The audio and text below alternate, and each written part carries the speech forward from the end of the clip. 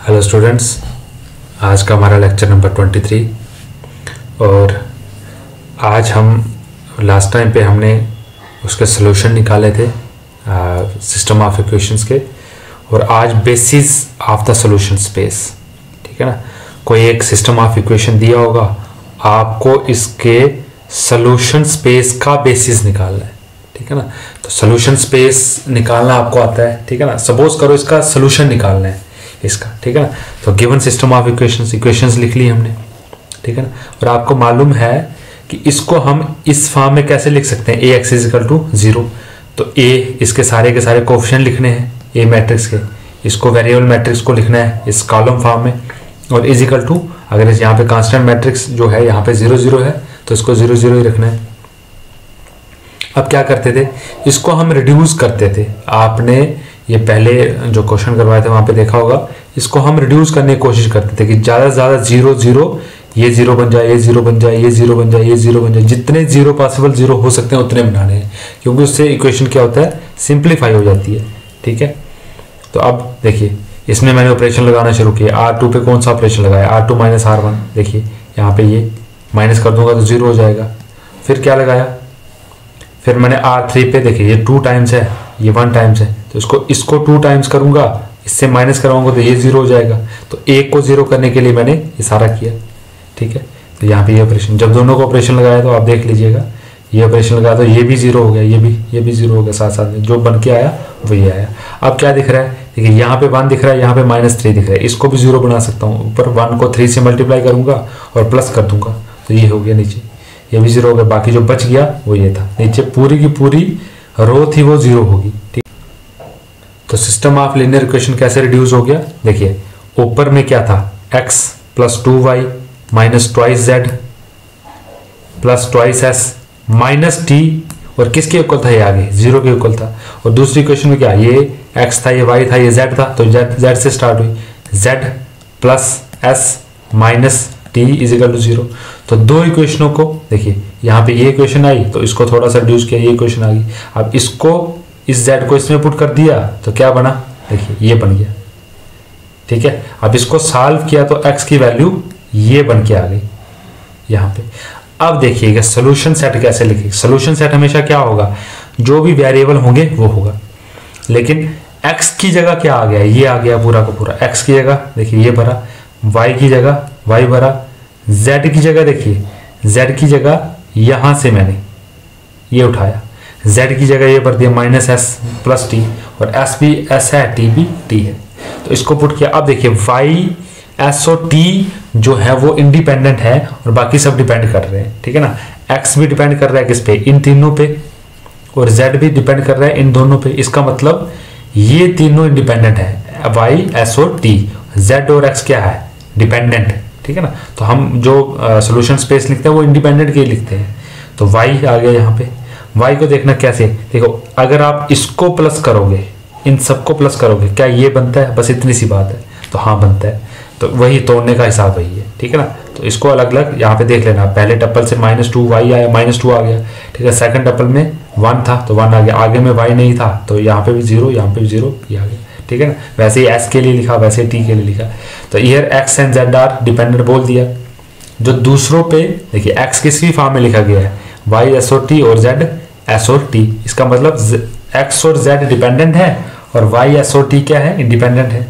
तो बेसिस कैसे बनेगा, जो इसको छोड़ के जो सेट जो हमने टप्पल लिखे हैं ये हो जाएगा हमारे पास बेसिस के सेट। ठीक है ना, तो basis of solution space S is equal to, तो ये जो लिखा y के साथ में, ये जो s के साथ में, जो इंडिपेंडेंट वेरिएबल के साथ में लिखा होगा वो आपका basis of the solution space बनाएंगे। इसको देख लीजिएगा।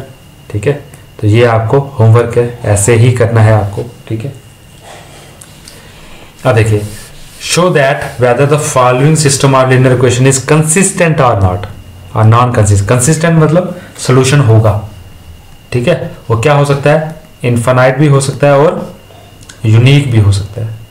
और नॉन कंसिस्टेंट का क्या होगा, नो सोल्यूशन एट ऑल। ठीक है, कोई सोल्यूशन नहीं होगा। कंसिस्टेंट होगा या तो इनफाइनाइट सोल्यूशन होगा या तो यूनिक सोल्यूशन होगा, नॉन कंसिस्टेंट में कोई सोल्यूशन नहीं होगा। तो हमें बताना है भाई, ये जो सिस्टम ऑफ लीनियर इक्वेशन है इसमें कोई कंसिस्टेंट है कि नहीं, ठीक है ना। तो गिवन सिस्टम लिख लिया, लिखने का तरीका देखा, A X is equal to B, अब जीरो नहीं लिखा, अब बी लिखा, क्योंकि यहाँ पे जीरो नहीं है, यहाँ पे कुछ आ गया है, तो हमने ए रखा, आपको पता है कोफिशिएंट मैट्रिक्स, एक्स आ गया वेरिएबल मैट्रिक्स, और बी आ गया आपका कांस्टेंट मैट्रिक्स। तो देखिए आर्गुमेंटेड मैट्रिक्स क्यों लिख रहा हूं, आपको ये मालूम होना चाहिए कि अगर rank of A not is equal to rank of A augmented B आ गया तो वो होते हैं इनकंसिस्टेंट। कंसिस्टेंट तो मैं आर्गुमेंटेड का रैंक निकालने की कोशिश करूंगा, पहले रैंक देखिए, तो वैसे ही सॉल्व करना है, जितने मैक्सिमम जीरो बना, इसको 3 से मल्टीप्लाई किया, इससे माइनस करवा दिया, इसको 7 से मल्टीप्लाई किया, इससे माइनस करवा दिया, तो ये देख लो, ठीक है। तो ये देखिए इसमें किया, जो ऑपरेशन आ गया, जो भी वैल्यूज आई वो आपके सामने है। अभी दोबारा क्या किया, देखिए ये दिख रहा था 20 और 20 दिख रहा था, तो इसमें क्या किया, इसमें शायद नहीं लिखा है मैंने, आप इसमें कर दीजिएगा, R3 पे कौन सा ऑपरेशन लगाया, R3 माइनस R2, ये ऑपरेशन लगाया तो ये आपका बन गया, ठीक है ना, ये आपके पास आ गया R3 माइनस R2, ठीक है।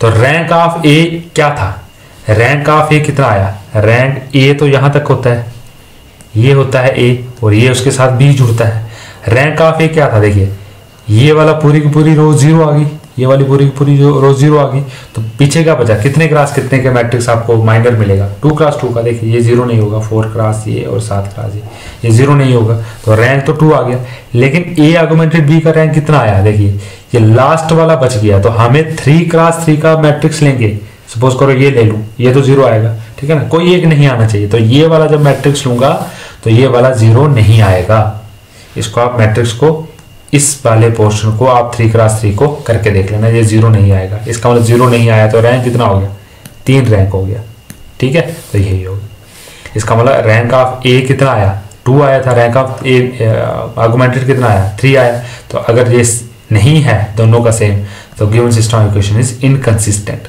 सोल्यूशन ही नहीं होगा। ये आप याद रखना कि अगर आर्गुमेंटेड मैट्रिक्स और जो मैट्रिक्स ए है उनका दोनों का रैंक सेम नहीं आया तो वो इनकंसिस्टेंट होगी, क्योंकि ये जो इक्वेशन बनेगी, सपोज करो x plus y plus z is equal to 25, तो x into zero into zero into zero into, तो जीरो इज इक्वल टू 25 हो सकता है क्या कभी, इसलिए नहीं हो सकता। इसका मतलब अगर ये ऐसी कोई इक्वेशन दिखेगी आपको तो इसका मतलब वो इनकंसिस्टेंट है, ठीक है। इसका मतलब रैंक वो तो ऑब्वियस है, वो उसको एक रीजन देते हैं कि रैंक दोनों का इक्वल नहीं है, तो वो ऑब्वियस है, ठीक है ना। तो ऐसे ही आपको ये करना है, देखिए आपको बताना है ये कंसिस्टेंट है कि नहीं, ठीक है, ये आगे। सो अब देखिए, अब तीसरे टाइप का क्वेश्चन कैसे आता है, for what values of a and b, ये जो सिस्टम ऑफ इक्वेशन है ये नो सोल्यूशन है, यूनिक सोल्यूशन है, इन दोनों को मिलके नहीं, सॉरी, नो सोल्यूशन आ गया इनकंसिस्टेंट, और unique solution infinite number of solution आ गया कंसिस्टेंट, ठीक है ना, तो ये आ गया, ठीक है। अब हमें बताना है भाई ये सिस्टम ऑफ इक्वेशन में ए और बी की क्या वैल्यू होगी जब नो सोल्यूशन होगा, ए और बी की क्या वैल्यू होगी जब यूनिक सोल्यूशन होगा, ए और बी की क्या वैल्यू होगी जब इनफाइनाइट नंबर ऑफ सोल्यूशंस होंगे। तो सिस्टम ऑफ इक्वेशन लिख लिया, ए एक्स इक्वल टू बी लिख लिया, आपको मालूम है ए कोफिशिएंट मैट्रिक्स है, एक्स वेरिएबल मैट्रिक्स है, बी कांस्टेंट मैट्रिक्स है, क्या होगा। तो अब हमें अगर सॉल्व करना है कि वो नो सोल्यूशन में क्या होगा, तो पहले इसको सिंप्लीफाई कर लो थोड़ा, ए को ये रखा तो ऑपरेशन क्या लगाए, मैक्सिमम जीरो बनाओ, इसको जीरो बनाओ, इसको जीरो बनाओ, तो क्या करते हैं, देखिए ऑपरेशन ये लगाया, इसको इससे माइनस किया, इसको फिर इससे माइनस किया, ठीक है, तो ये हो गया, तो माइनस किया तो कुछ बच गया। अब देखो ये 1 है, ये 2 है, इसको भी जीरो करो, ठीक है, तो क्या किया इसमें अर्थ है, हाँ ये लिख लिया, ये जब किया तो ये बच गया, ठीक है। अब यहाँ पे देख लीजिए, देखिए ये रिड्यूस होके यहाँ पे आ गया, ये बन गया, जब आपने ऑपरेशंस लगाए, अलग अलग ऑपरेशंस लगाए तो ये रिड्यूस होके, देखिए लास्ट आप में ये बचा था, तो ए इज इक्विवेलेंट टू, इसका मतलब होता है इक्विवेलेंट टू, ठीक है ना, इक्वल टू नहीं है, ये ऐसे है इक्विवेलेंट टू, ठीक है, तो इक्विवेलेंट हो गया। तो अब system of equation unique solution कब देती है, जब उसका डिटर्मिनेंट जीरो ना हो, ठीक है ना। यूनिक सोल्यूशन की एक ही कंडीशन है, जब डिटर्मिनेंट जीरो ना हो। तो हमने जो निकाला था ऊपर ए, ये रिड्यूस हुआ था, उसको बोला भाई जीरो नहीं हो सकता, ठीक है, उसका डिटर्मिनेंट जीरो नहीं होगा, असल में डिटर्मिनेंट है, ठीक है ना। और इसको डिटर्मिनेंट जब सॉल्व किया तो कितना आया, माइनस ये जीरो नहीं होगा, तो असल में क्या आ गया, ए जीरो नहीं होना चाहिए, तब आपको unique solution, there system of equations have unique solution if a not equal to zero, और बी की तो कोई वैल्यू नहीं आई, तो बी की कोई भी वैल्यू हो सकती है, ठीक है ना। अगर ए की वैल्यू 1 होगी तो क्या होगा, तो इसको रिड्यूस किया तो ये बन गया, ऊपर किया हमने, ठीक है, यहां तक आ गया। इसका मतलब रैंक ऑफ ए कितना आ गया, रैंक ऑफ ए देखिए ये 3 क्रॉस 3 तो नहीं हो सकता क्योंकि लास्ट वाली पूरी की पूरी रो कितनी है 0। इसका मतलब 2 क्रॉस 2 का हमें मैट्रिक्स नॉन जीरो मिलेगा, इसका रैंक 2 हो गया। अब क्या, अब आर्गुमेंटेड मैट्रिक्स लेनी है कि अगर मैंने बता दिया कि दोनों का रैंक सेम नहीं है, तो मैंने ऊपर बताया अगर rank of A not is equal to rank of A augmented B आ जाए तो वो इनकंसिस्टेंट होती है। तो अगर मैं फिर अब चल पड़ा कि इसको ये प्रूफ करते हैं, तो देखते हैं इसको प्रूफ करके। अब ऑपरेशन लगा, देखिए इसको ये 1 है, इसको भी 0 बनाना है, इसको भी 0 बनाना है, इसको भी 0 बनाना है, जितने 0 बन सकते हैं असल में, ठीक है।